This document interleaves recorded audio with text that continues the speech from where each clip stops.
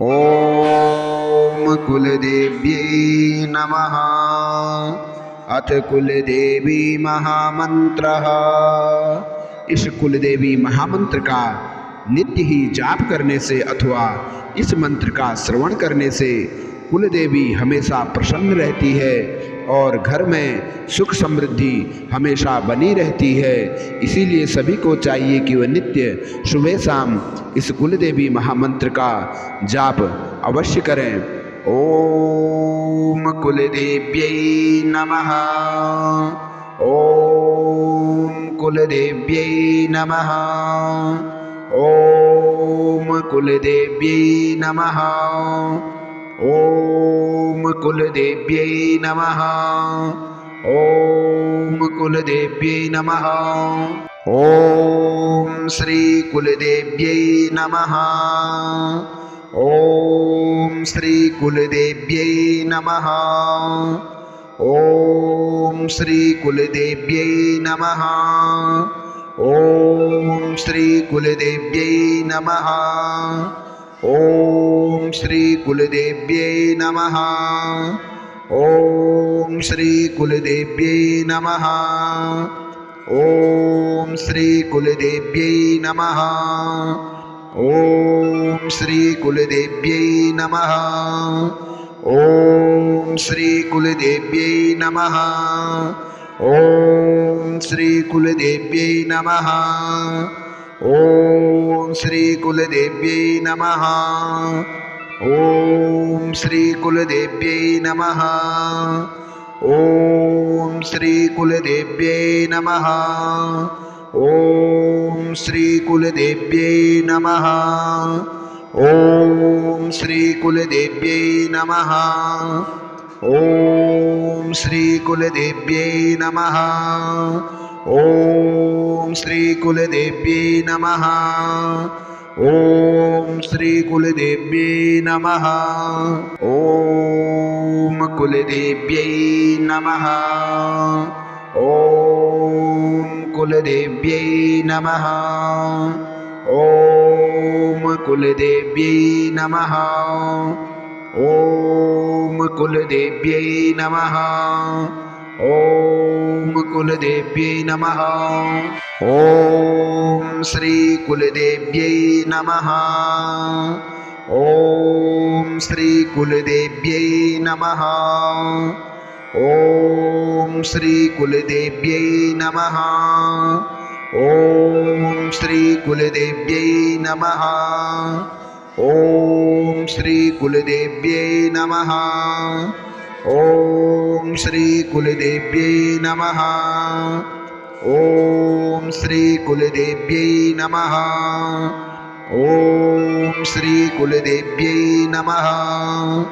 ओम श्री कुलदेव्यै नमः। ओम श्री कुलदेव्यै नमः। ओम श्री कुलदेव्यै नमः।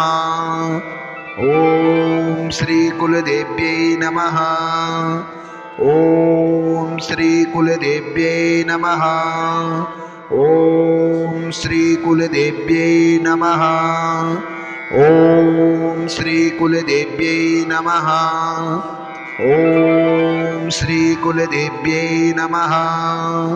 ओम श्री कुलदेव्यै नमः। ओम श्री कुलदेव्यै नमः। ओम कुलदेव्यै नमः। ओम कुलदेव्यै नमः। ओम कुलदेव्यै नमः। ओम कुलदेव्यै नमः। ओम कुलदेव्यै नमः।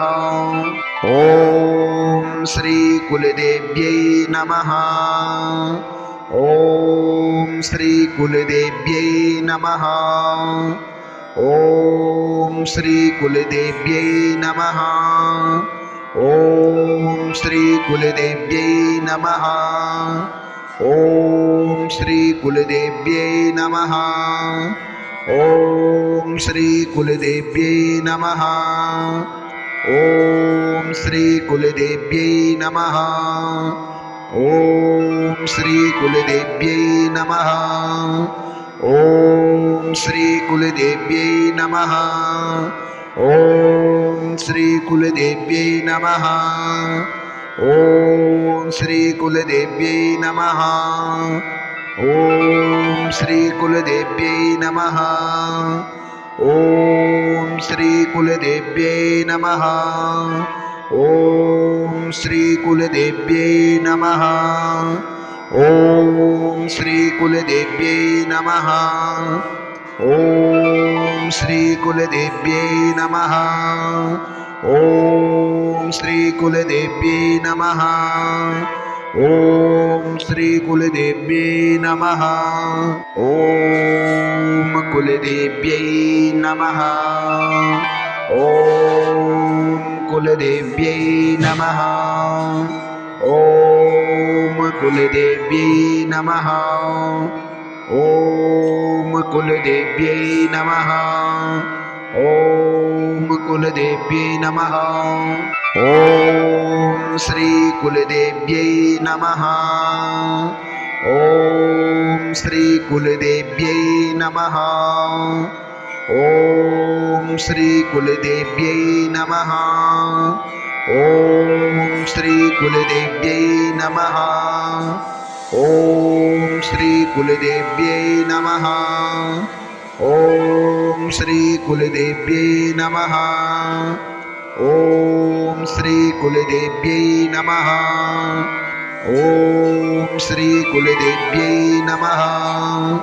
ॐ श्री कुलदेव्यै नमः। ॐ श्री कुलदेव्यै नमः। ॐ श्री कुलदेव्यै नमः। ॐ श्री कुलदेव्यै नमः। ॐ श्री कुलदेव्यै नमः। ॐ श्री कुलदेव्यै नमः। ॐ श्री कुलदेव्यै नमः। ॐ श्री कुलदेव्यै नमः। ॐ श्री कुलदेव्यै नमः। ॐ श्री कुलदेव्यै नमः। ॐ कुलदेव्यै नमः। ॐ कुलदेव्यै नमः। ॐ कुलदेव्यै नमः। ॐ कुलदेव्यै नमः। ॐ कुलदेव्यै नमः। ॐ श्री कुलदेव्यै नमः। ॐ श्री कुलदेव्यै नमः। ॐ श्री कुलदेव्यै नमः। ॐ श्री कुलदेव्यै नमः।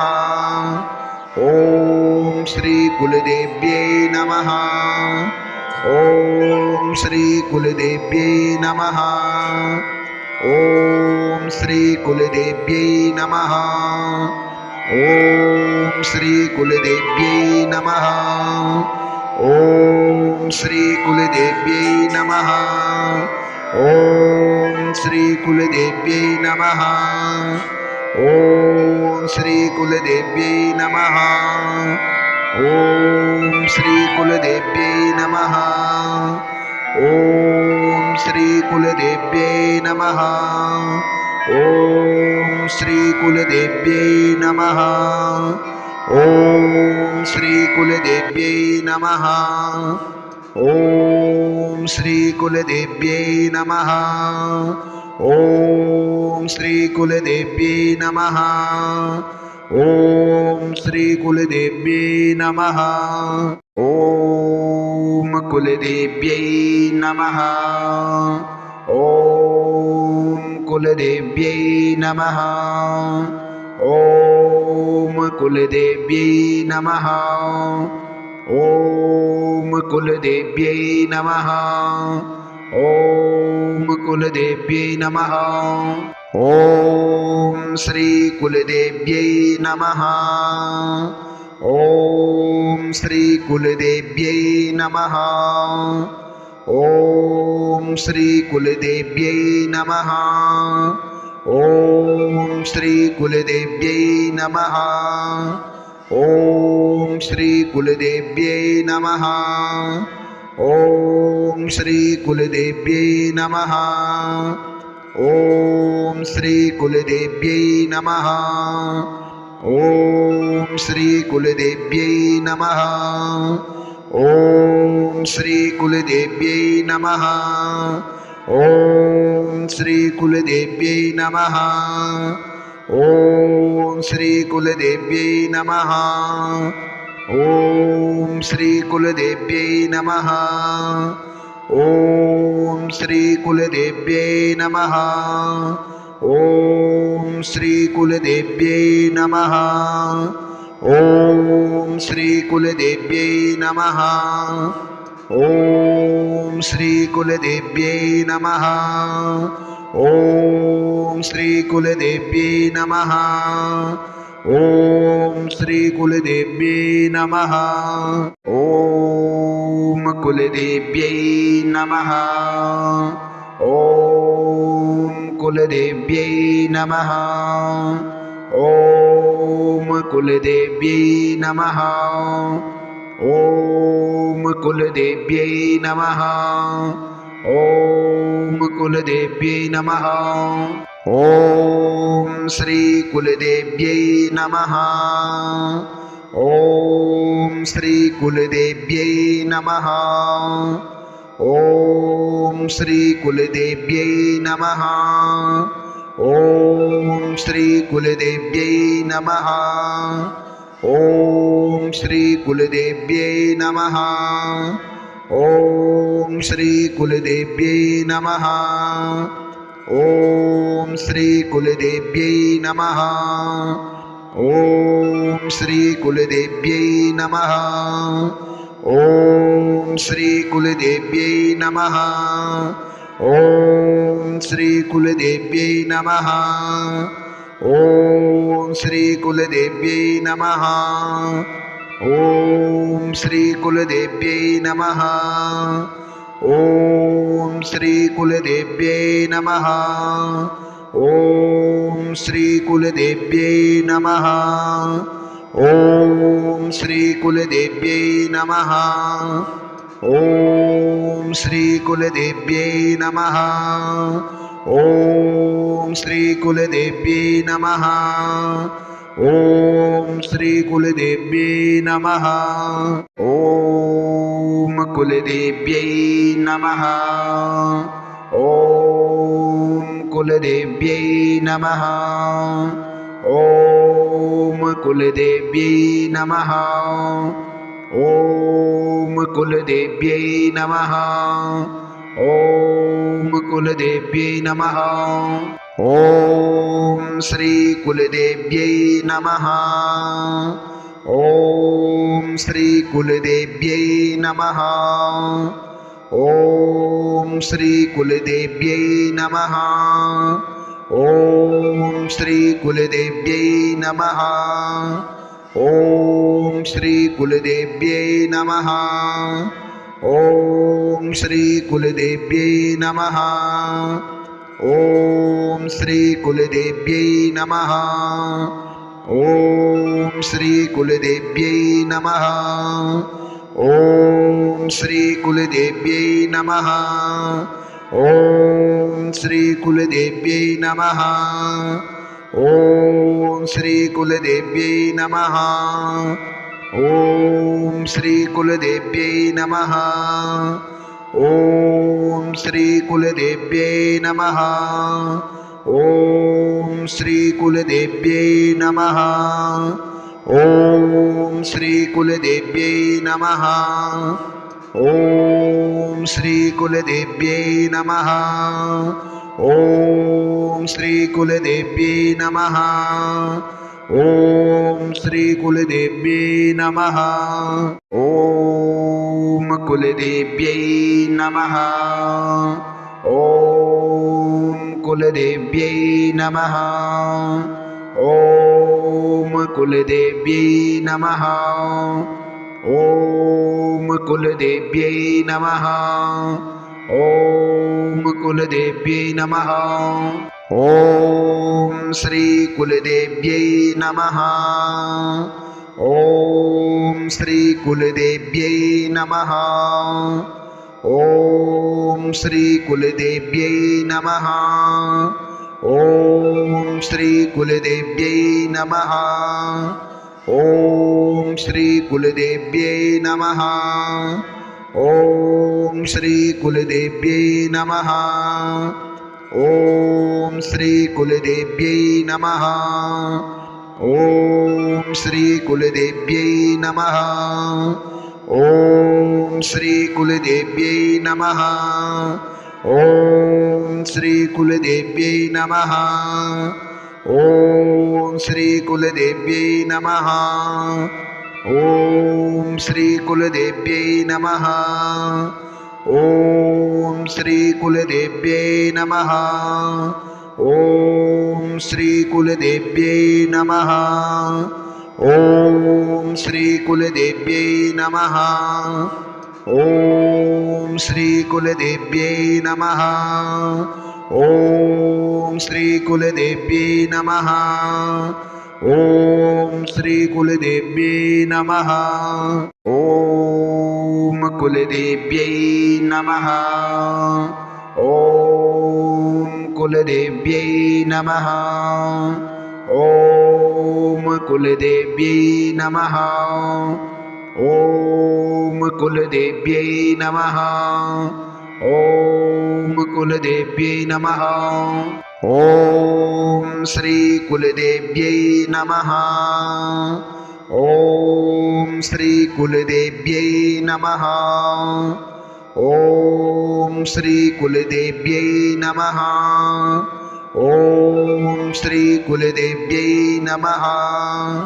ॐ श्री कुलदेव्यै नमः। ॐ श्री कुलदेव्यै नमः। ॐ श्री कुलदेव्यै नमः। ॐ श्री कुलदेव्यै नमः। ॐ श्री कुलदेव्यै नमः। ॐ श्री कुलदेव्यै नमः। ॐ श्री कुलदेव्यै नमः।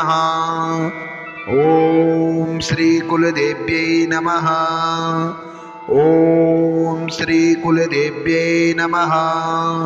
ॐ श्री कुलदेव्यै नमः। ॐ श्री कुलदेव्यै नमः। ॐ श्री कुलदेव्यै नमः। ॐ श्री कुलदेव्यै नमः। ॐ श्री कुलदेव्यै नमः। ॐ कुलदेव्यै नमः। ॐ कुलदेव्यै नमः। ॐ कुलदेव्यै नमः। ॐ कुलदेव्यै नमः। ॐ कुलदेव्यै नमः। ॐ श्री कुलदेव्यै नमः। ॐ श्री कुलदेव्यै नमः। ॐ श्री कुलदेव्यै नमः। ॐ श्री कुलदेव्यै नमः। ॐ श्री कुलदेव्यै नमः। ॐ श्री कुलदेव्यै नमः। ॐ श्री कुलदेव्यै नमः। ॐ श्री कुलदेव्यै नमः। ॐ श्री कुलदेव्यै नमः। ॐ श्री कुलदेव्यै नमः। ॐ श्री कुलदेव्यै नमः। ॐ श्री कुलदेव्यै नमः। ॐ श्री कुलदेव्यै नमः। ॐ श्री कुलदेव्यै नमः। ॐ श्री कुलदेव्यै नमः। ॐ श्री कुलदेव्यै नमः। ॐ श्री कुलदेव्यै नमः। ॐ श्री कुलदेव्यै नमः। ॐ कुलदेव्यै नमः। ॐ कुलदेव्यै नमः। ॐ कुलदेव्यै नमः। ॐ कुलदेव्यै नमः। ॐ कुलदेव्यै नमः। ॐ श्री कुलदेव्यै नमः। ॐ श्री कुलदेव्यै नमः। ॐ श्री कुलदेव्यै नमः। ॐ श्री कुलदेव्यै नमः। ॐ श्री कुलदेव्यै नमः। ॐ श्री कुलदेव्यै नमः। ॐ श्री कुलदेव्यै नमः। ॐ श्री कुलदेव्यै नमः। ॐ श्री कुलदेव्यै नमः। ॐ श्री कुलदेव्यै नमः। ॐ श्री कुलदेव्यै नमः। ॐ श्री कुलदेव्यै नमः। ॐ श्री कुलदेव्यै नमः। ॐ श्री कुलदेव्यै नमः। ॐ श्री कुलदेव्यै नमः। ॐ श्री कुलदेव्यै नमः। ॐ श्री कुलदेव्यै नमः। ॐ श्री कुलदेव्यै नमः। ॐ कुलदेव्यै नमः। ॐ कुलदेव्यै नमः। ॐ कुलदेव्यै नमः। ॐ कुलदेव्यै नमः। ॐ कुलदेव्यै नमः। ॐ श्री कुलदेव्यै नमः। ॐ श्री कुलदेव्यै नमः। ॐ श्री कुलदेव्यै नमः। ॐ श्री कुलदेव्यै नमः। ॐ श्री कुलदेव्यै नमः। ॐ श्री कुलदेव्यै नमः।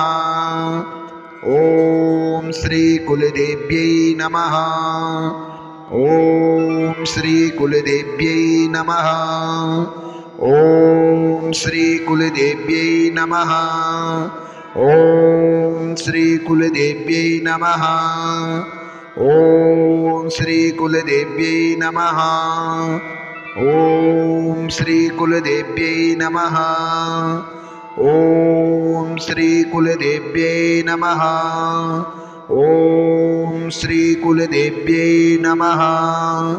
ॐ श्री कुलदेव्यै नमः। ॐ श्री कुलदेव्यै नमः। ॐ श्री कुलदेव्यै नमः। ॐ श्री कुलदेव्यै नमः।